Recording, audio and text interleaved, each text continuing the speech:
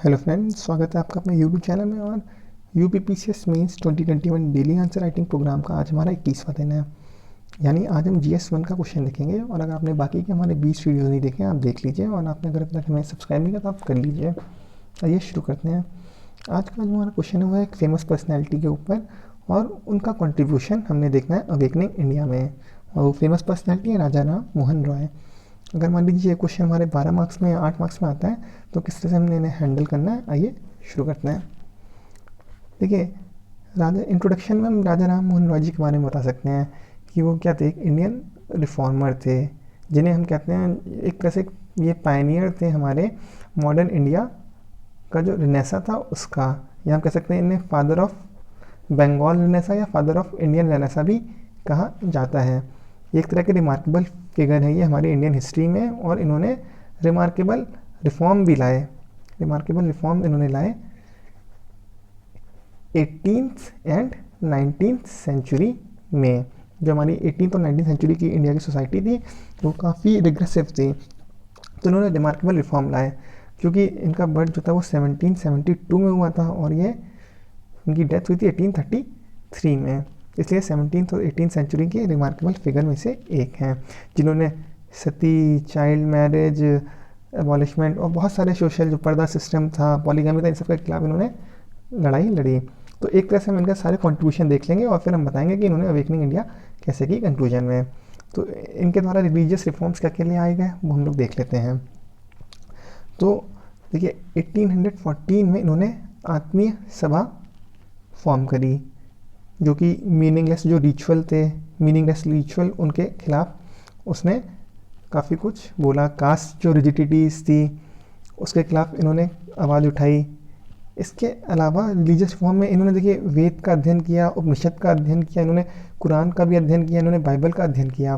फिर इन्होंने बोला कि हमें क्या है, सिर्फ एक भगवान की ही पूजा करनी चाहिए। मोनोथिज्म को उन्होंने फॉलो करने के लिए बोला, और उन्होंने बुक लिखी गिफ्ट टू मोनोथीस्ट, जिसमें उन्होंने सिंगल गॉड का कॉन्सेप्ट दिया। तो और इन्होंने वेद और उपनिषद से भी कई सारे ऐसे एक्सपर्ट लिए जिससे ये साबित हो कि वो जो वेदव्यास भी बोलते हैं, उपनिषद भी बोलते हैं कि हमें केवल सिंगल भगवान की उपासना करनी चाहिए। और इन्होंने कई सारे वेद और उपनिषदों का ट्रांसलेशन भी किया बंगाली में। तो ये सारी बातें हम बता सकते हैं रिलीजियस रिफॉर्म में। और जब इन्होंने मोनोथिज्म के बारे में बोला तो अंग्रेज जो मिशनरी तो काफ़ी खुश हो गया। तो फिर इन्होंने एक बुक और लिखी जिसमें इन्होंने लिखा प्रिसेप्ट ऑफ जीसस। तो इसमें इन्होंने बताया, इसमें एक तरह से इन्होंने सेपरेट किया जो भी मोरल मैसेजेस हैं और जो भी आपके फिलोसॉफिकल मैसेज हैं, जो न्यू टेस्टामेंट है क्रिश्चियन लोगों की न्यू टेस्टामेंट, उनमें जो भी मोरल मैसेजेस थे, जो भी फिलोसॉफिकल मैसेज थे, उन्होंने इन्हें सेपरेट कर दिया। जो मिराकल्स दिए हुए थे उसमें मिराकल्स की प्रभु यीशु ने जो जो भी काम किया, वो जो मिराकल जादू किया, उससे इन्होंने अलग करके प्रिसेप्ट ऑफ जीसस, और उन्होंने जीसस को इनकारनेशन ऑफ गॉड नहीं माना। तो ये हो गया इनके रिलीजियस रिफॉर्म की बात। अब बात करते हैं सोशल रिफॉर्म की। तो हम सबको पता है कि इन्होंने ब्रह्मो समाज की स्थापना करी 1828 में। और इसने ब्रह्मो समाज ने क्या किया, जितनी भी एविल प्रैक्टिस थी, जितनी भी कुरीतियाँ थी, उस पर प्रहार किया, जो कि हिंदू सोसाइटी को ख़राब कर रही थी। और इनका ही एंटी सती स्ट्रगल था, जो सती प्रथा के एवोल्यूशन में मदद हुई। और गवर्नमेंट जो ब्रिटिश इंडिया की गवर्नमेंट थी 1829 में, उन्होंने एक रेगुलेशन लाया जिससे सती को बैन किया गया और उसे एज अ क्राइम घोषित किया गया, सती प्रथा को। इसके अलावा जो पॉलीगैमी थी, जो बहुपत्नी लोग मतलब एक से ज़्यादा पत्नी रखते थे, उस पर इन्होंने अटैक किया। फिर जो बच्चों की मैरिज कर दी जाती, चाइल्ड मैरिज पे इन्होंने अटैक किया। जो पर्दा सिस्टम था समाज में उसके खिलाफ इन्होंने आवाज़ उठाई। और फिर जो विमेन का इनहेरिटेंस के लिए इन्होंने काफ़ी कुछ मतलब योगदान रहा। इन्होंने डिमांड किया कि जो महिलाएं हैं उनका भी इनहेरिटेंस और उनकी प्रॉपर्टी पे उनका हक होना चाहिए। विडो का अपलिफ्टमेंट, इसके अलावा विडो के अपलिफ्टमेंट पे भी इनके ब्रह्मो समाज द्वारा काम किया गया, और इनके द्वारा भी काम किया गया राजा राम मोहन रॉय जी के द्वारा। अब हम देख लेते हैं इनका एजुकेशन सेक्टर में इनका क्या रोल रहा। तो इन्होंने डेविड हेयर, आपने प्रेलेंस पढ़ा होगा, इन्होंने डेविड हेयर की मदद करी जिससे हिंदू कॉलेज इस्टेब्लिश हुआ 1817 में। इसके अलावा इन्होंने एक एंग्लो वैदिक स्कूल भी खोला, एंग्लो वैदिक स्कूल, वो इन्होंने 1822 में खोला।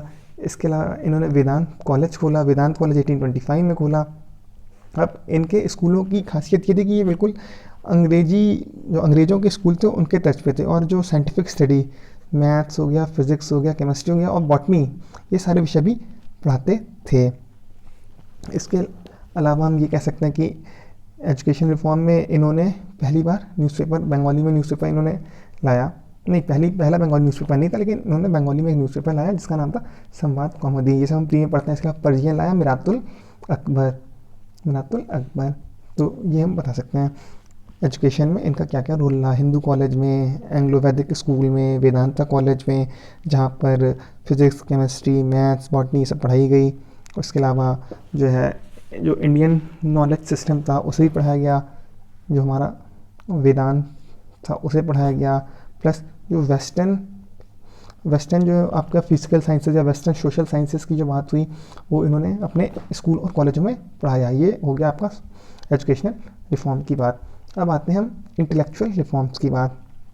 तो एक तरह से इन्होंने कल्ट प्रमोट किया रेशनलिज्म का। तो रेशनल थॉट इन्होंने जितनी भी कुरीतियाँ थी उस पर प्रहार किया और रेशनल थिंकिंग को प्रमोट किया। किससे? मॉडर्न एजुकेशन के द्वारा। मॉडर्न एजुकेशन जो हमने देखा कि इन्होंने एजुकेशन रिफॉर्म में मॉडर्न एजुकेशन लाई, और यहाँ पर वेस्टर्न साइंसेस पढ़ाई गई। इसके अलावा इंडियन साइंसेस जो ओल्ड थी वो भी पढ़ाई गया, और मैथ्स, फिजिक्स, केमिस्ट्री, बॉटनी ये सब चीज़ें पढ़ाई गई। इस तरह से हम कह सकते हैं एक तरह से इंटेलेक्चुअल अवेकनिंग का इन्होंने काम किया। लास्ट में देख लेते हैं इकोनॉमिक एंड पॉलिटिकल रिफॉर्म या अवेकनिंग। तो इकोनॉमिक एंड पॉलिटिकल में इन्होंने डिमांड करी अंग्रेज़ों से कि या जो सुपीरियर सर्विसेज हैं, जो सिविल सर्विसेज हैं, सुपीरियर सर्विसेज आपकी, उसमें जो है उसका इंडियनाइजेशन किया जाए, उसमें ज़्यादा से ज़्यादा इंडियन लोगों को लिया जाए। फिर इन्होंने डिमांड की जो एग्जीक्यूटिव है, एग्जीक्यूटिव को जुडिशरी से सेपरेट किया जाए। पहले क्या था, आपके गवर्नर जनरल ही सब देखते थे, कोई एग्जीक्यूटिव की अलग बॉडी नहीं थी। फिर उन्होंने इक्वालिटी की बात करी, जो भी इंडियन हैं और जो भी आपके ब्रिटिशर्स हैं, जो अंग्रेज और इनमें भेदभाव होता था उसके खिलाफ भी इन्होंने बोला, और इन्होंने डिमांड किया कि हमें इक्वालिटी चाहिए। फिर जो वर्नाकुलर प्रेस था उस टाइम, वर्नाकुलर प्रेस जो जैसे बंगाली में, हिंदी में, पर्शियन में, ये जो प्रेस था उसकी हक की भी इन्होंने, उसके भी राइट के लिए इन्होंने लड़ाई करी। एक तरह से हम ये कह सकते हैं कि ये इनका पॉलिटिकल रिफॉर्म हो गया, पॉलिटिकल अवेकनिंग के लिए उन्होंने काम किया। जो राजा राम मोहन रॉय जी थे, हम बता सकते हैं कि एक तरह से फ्री स्पीच और एक्सप्रेशन के ये भारत में सबसे मतलब स्ट्रॉन्ग सपोर्टर थे। और कंक्लूजन में ये लिख सकते हैं कि he was much ahead of his time, है ना। जो फ्री स्पीच की बात कर रहा है, फ्री एक्सप्रेशन की बात कर रहा है, ये लिबर्टी की बात करते थे, इक्वालिटी की बात करते थे, फ्रेटर्निटी की बात करते थे, जो कि दर्शाता है कि ये अपने समय से काफ़ी आगे थे। ये जितने भी हमारे यहाँ सोशल एविल थी उसके खिलाफ चोट करते हैं, और सती को एबॉलिश, इनका ही प्रयास से सती प्रथा एबॉलिश होती है, क्राइम डिक्लेयर हो जाती है। इसके अलावा चाइल्ड मैरिज ना हो इसके लिए लोगों को जागरूक करते हैं, उसके लिए एफर्ट करते हैं कि विडो को उसका हक मिले, और जो विमेन हैं, विमेन का इनहेरिटेंस का हक मिले, उन्हें प्रॉपर्टी पे हक मिले, पर्दा सिस्टम बंद हो, पॉलीगैमी बंद हो। इस तरह से उन्होंने बहुत सारे काम किए अपने ब्रह्मो समाज के द्वारा, अपने वेदांत स्कूल के द्वारा, अपने एंग्लो वैदिक स्कूल के द्वारा, अपने वेदांत कॉलेज के द्वारा, और अपने न्यूज़पेपरों के द्वारा। इन्होंने इंडिया की अवेकनिंग में बहुत ज़्यादा कंट्रीब्यूट किया। और इस लाइन पे हम कंक्लूड कर सकते हैं कि इनके जो आइडियाज़ हैं they are still relevant and will continue to inspire the coming generation. इस तरह से हम कंक्लूड कर सकते हैं। आपको वीडियो कैसा लगा आप कमेंट करके बता दें। Thank you and have a nice day.